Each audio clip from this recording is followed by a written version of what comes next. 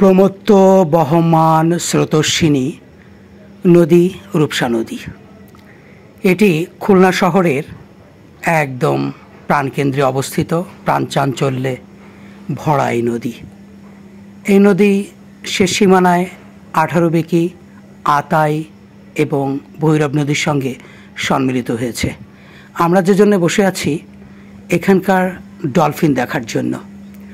আপনারা হয়তো অনেকেই জানেন না যে আমাদের ভৈরব, রূপসা, আতাই, 18 বেকি নদীতে ডলফিন দেখা যায়। আপনারা প্রায় দেখে থাকেন, কিন্তু আপনারা বুঝতে পারেন না যে এটা আসলে ডলফিন। মূলত আঞ্চলিক ভাষায় আমাদের এখানে যেটাকে বলা হয় শুশুক, সেটাই গ্যাঙ্গেজ রিভার ডলফিন। এটি এক প্রজাতির ডলফিন। তো কিছুক্ষণ আগেই ডলফিন দেখছিলাম, তারপর ভিডিওটি চালু করলাম, কিন্তু তারপর আর ডলফিনের দেখা মিলছিল না। তবে নদীর উপর দিয়ে উড়ে যাচ্ছিল অসংখ্য পরিমাণে পাখি। বাতাসের সঙ্গে তাল মিলিয়ে আন্দোলিত হয়ে শক্তি বাঁচিয়ে তারা এপার থেকে ওপারে পাড়ি দেয়। শহরে এখন পাখিরা মোটামুটি নিরাপদ, কারণ সেখানে সরকারি কিছু জায়গা রয়েছে, অফিস আদালত রয়েছে, যেখানে কেউ পাখি ধরতে যেতে পারে না। তবে গ্রামে এখন পাখিরা নিরাপদ নয়। এই পারে অনেক প্রজাতির পাখিরা রয়েছে, তার মধ্যে একটি ঝাকটিয়া পাখি। ওই পারে রূপসা তেরোখাদা অঞ্চলে দৈনিক খাবার খেয়ে আবার শহরে ফিরে আসে। একটি মাছ ধরার নৌকা মাছ ধরছিল, মনোযোগ দিয়ে দেখছিলাম। আরও একটি নৌকা মাছ ধরছে নদীর ওই পারে, রামনগর, রহিমনগর এলাকা।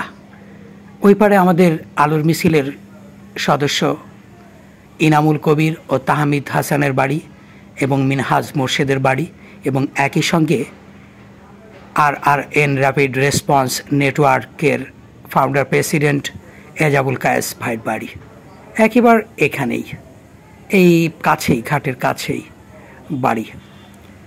রূপসা নদী অনেক প্রাণচাঞ্চল্যে ভরা। এই নদীতে অনেক প্রজাতির প্রাকৃতিক মাছ পাওয়া যায়, কাঁকড়া পাওয়া যায়, অনেক হরেক প্রজাতির মাছ, এবং প্রায় কিন্তু জেলেরা এই নদীতে মাছ শিকার করে। এবং এখানে রয়েছে প্রচুর পরিমাণে ডকইয়ার্ড, যেখানে জাহাজ নির্মাণ করা হয়, এবং অনেক প্রকার জাহাজ। এবং এটা একটা বাণিজ্যিক নদী বলা হয়। এই নদী দিয়ে কাজীবাছা নদী হয়ে শিবসা নদী দিয়ে মংলা বন্দরে গিয়ে সেখান থেকে বিভিন্ন পণ্য খালাস করে নিয়ে আসে এবং এদিকে এসে ডেলিভারি করে। আবার এখান থেকে অনেক পণ্য মংলা বন্দরে যায়। এটি একটি ব্যস্ততম নদী, বাণিজ্যিক নদী। এই নদীর অনেক ব্যবহার রয়েছে। আমরা এই নদীটিকে অনন্য সুন্দর হিসেবেই দেখি। তবে নদীটির দূষণ রয়েছে। খুলনার শহরের যত পয়ঃবর্জ্য, প্লাস্টিক আবর্জনা এই নদীতে ফেলা হয়, এবং নদীটিকে তারা একেবারেই ডাস্টবিনে পরিণত করেছে। জলজ প্রতিবেশ এখন হুমকির মুখে।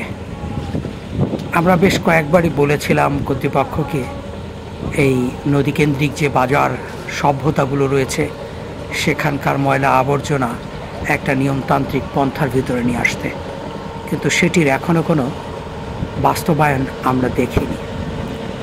নদীর এই পাড়ের যে অংশ থেকে ভিডিও করা হচ্ছে সেটি খুলনার মূল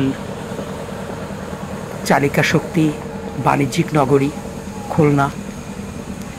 খুলনা সিটি কর্পোরেশন। আমরা এই নদীর পাড়ে এসে আমরা আমাদের অবসর সময়টুকু কাটিয়ে থাকি এই খুলনা শহরের মানুষ। নদীটাকে আমরা অনেকেই ভালোবাসি, অনেকেই নদীর সঙ্গে জীবন ঘনিষ্ঠভাবে জড়িত, অনেকেই নদীর পানি দিয়ে দৈনন্দিন কাজ সারে, আবার সেই নদীতেই আবর্জনা তৈরি করে। এটা আমরা হরহামেশাই দেখে আসছি, দেখে চলেছি। তো সকলের প্রতি অনুরোধ, আপনারা একটু সতর্ক হন। এই নদী কোনো ডাস্টবিন নয়, এই নদীকে আমাদের বাঁচিয়ে রাখতে হবে। এবং এই নদী এমনটা নয় যে আমরা যে পানি পান করি সেই পানিতেই আমরা বিষ মিশাই এবং বিষ মিশিয়েই আমরা সেই পানি পান করি। বিষয়টা তেমনই পর্যায়ে চলে গিয়েছে। এই নদীটা যদি দূষিত হয়ে যায় তাহলে এখানকার যে প্রাকৃতিক মাছগুলো রয়েছে সেগুলো কিন্তু আর থাকবে না। এই নদীতে পর্যাপ্ত ইলিশও পাওয়া যায়। সকলকে ধন্যবাদ।